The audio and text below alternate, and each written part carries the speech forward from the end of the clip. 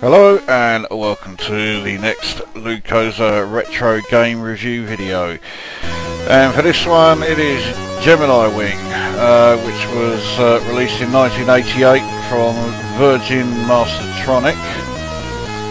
Now this was an arcade conversion, although at the time I had no idea it was, because I had never seen or heard of the original arcade game Gemini Wing.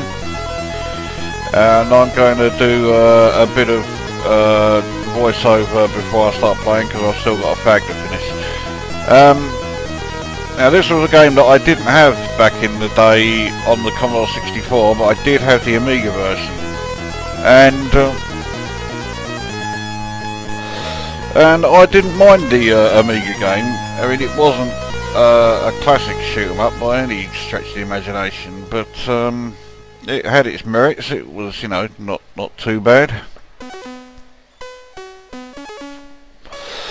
And already I can tell that the 64 version, music-wise, it's a pretty good rendition of the music that was in the Amiga version. So let's give it a go. Oh yes, I forgot the multi-loader. Now if I remember rightly, the multi-loader isn't actually too long, so you're not sitting here forever between levels, although it's quickly dawning on me that my memory is not right. Oh, okay, here we go. Now I can already see some differences between this and the Amiga version, as I completely fuck up. The first is that in the Amiga version, the extra weapons that you pick up, which are called gumballs, trail behind you. But here, they appear in the form of, well, icons at the bottom of the screen. Fucking hell, I'm doing shit here. I have to say that although the graphics are quite detailed, that was embarrassingly awful. I'm going to have to give it another go. I didn't even reach the boss of level 1, for fuck's sake. Anyway, graphics wise, it's...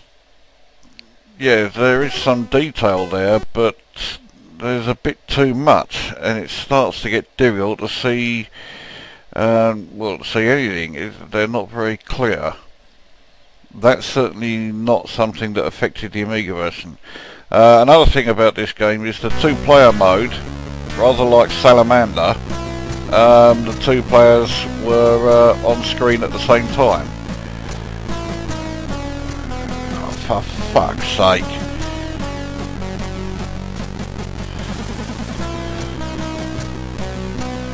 Right, so we use the heat seeker missiles there, and that one there. So, a bit of slowdown there.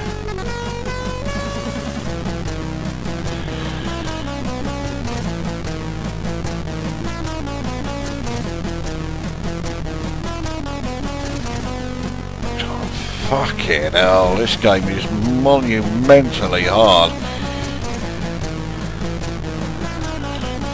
Mind you, I've done better than I did my previous go, just. Yes, the slowdown certainly appears when you are using your special weapon. Anyway, here's the boss, which is this weird sort of walrus looking fish hybrid alien thing that hides behind the waterfall and then pokes his head out like that. Now in the Amiga version he was extremely easy to defeat. On the 64 version I was just about to say he doesn't seem to be too difficult, and then that happened. But again, music wise it's a good, oh for fuck's sake, it's a good faithful representation of the music in the Amiga game. So music wise it's fine, graphic wise it's a bit messy. Oh, it's actually letting me type my name in for once. Makes a very welcome change. Right, I'll give it one more go. One thing I can certainly say is that difficulty wise the 64 version is a lot harder than the Amiga version. Although I do remember reading that the Amiga version was extremely easy compared to the arcade original. The arcade original was somewhat infamous for being biblically hard, and yeah, the Commodore 64 version seems to be copying the arcade original difficulty. Oh, I don't know how I got through that. Yeah, okay. Right, so I now have no power-ups of any kind. Right, now I've got one.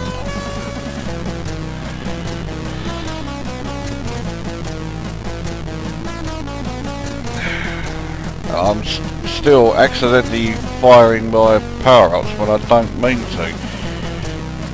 Jesus Christ. Don't ask me how I got through that, because I cannot tell you. Yeah.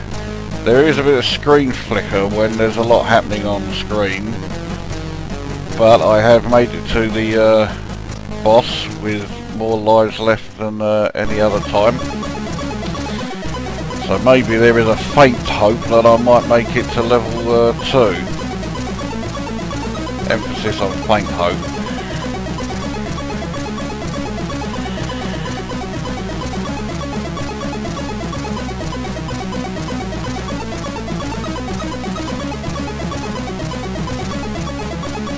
When he stopped firing like that, I thought it was because I'd got him. See what, this is fucking killing my thumb.